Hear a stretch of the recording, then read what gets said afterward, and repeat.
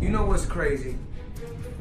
People are always in my fucking business, worried about what I'm doing, what Floyd is doing, what Floyd ain't doing, what I do got, what I don't got. Just know, I'm gonna stay in my lane, I ain't gonna fuck with nobody, and I don't want nobody fucking with me.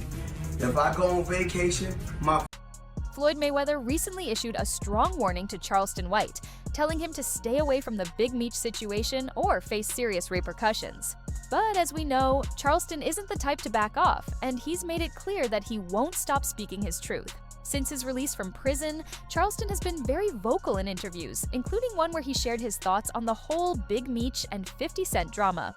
While Charleston admitted there's no hard evidence proving Big Meech cooperated with authorities, he also stated that 50 Cent had a valid reason to be upset, given that Big Meech and his son betrayed him by aligning with his enemies, one of whom is Floyd Mayweather.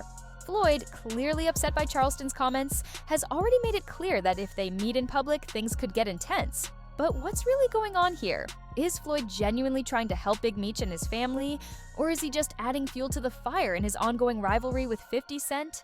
Keep watching, because we're about to dive into all the details. You come home, I'm gonna put you in a better position. Either for you to go Rick Ross, that's a slap in the face. The Big Meech situation is spiraling out of control, and it's pulling everyone into the mess. The latest to be dragged in are Floyd Mayweather and Charleston White.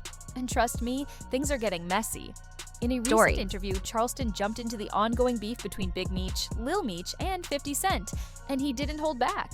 He bluntly stated that he doesn't believe 50 Cent's claims about Big Meech being a snitch, pointing out there's no official paperwork to back up those accusations. Then, he went off on the rumor that Big Meech used Tammy Cowan to set up Chuffy and others, telling people to do their research before running with that story.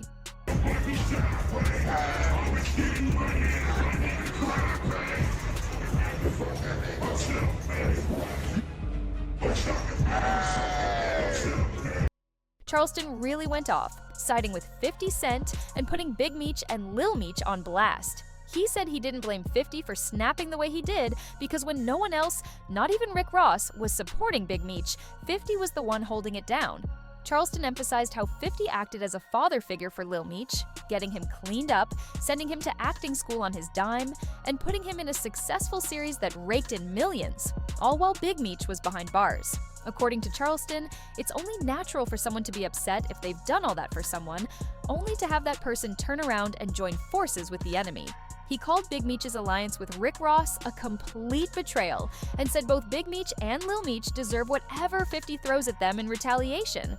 Example, and you gotta be very careful on who you bring in and who you put on. That's Little Meech right there. And if you don't know, he's the son of Big Meech. And if you don't know who that is, well, Big Meech was one of the biggest drug dealers in Detroit, blah, blah, blah, blah, blah. Anyways, long story short, he went in jail. He came out of jail and he started linking up with 50 Cent's ops. Now, bear in mind, 50 Cent made BMF and put Little Meech on BMF without any acting skill. Now, if you remember, all this drama started when Big Meech teamed up with Rick Ross to secure some cash after his release from jail. Let's be honest, none of this would have gone down if Lil Meech hadn't messed up the money 50 Cent put in his pockets while they were working together. So when 50 found out Big Meech went behind his back to link up with Rick Ross, he felt betrayed. That's when he started calling Big Meech a snitch. Lil Meech tried to explain himself in the DMs, telling 50 that his dad did what he had to do because he needed the money. He was basically trying to smooth things over and get back in 50's good graces. But 50 wasn't having it. He responded by announcing that he was pulling the plug on the BMF series and cutting off Lil Meech's cash flow. The whole situation split opinions. Some thought Lil Meech was right to try and make peace, while others believed he should have stood firm and checked 50 for disrespecting his dad. And you know, Boozy had a lot to say about all of this. There's no paperwork on Big Meech.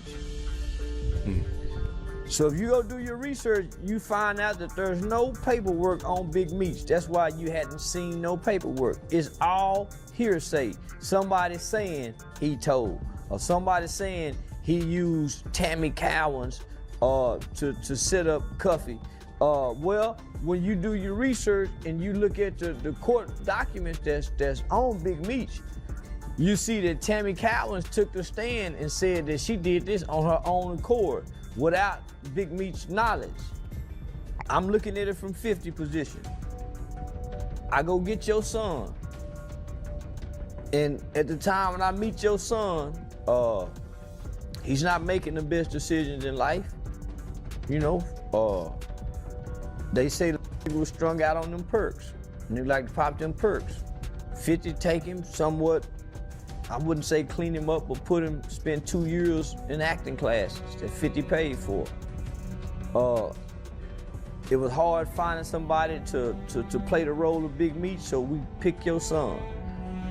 50, according to 50, he's put over $5 million into the pockets of Lil Meech and the family's, you know, financial, over $5 million.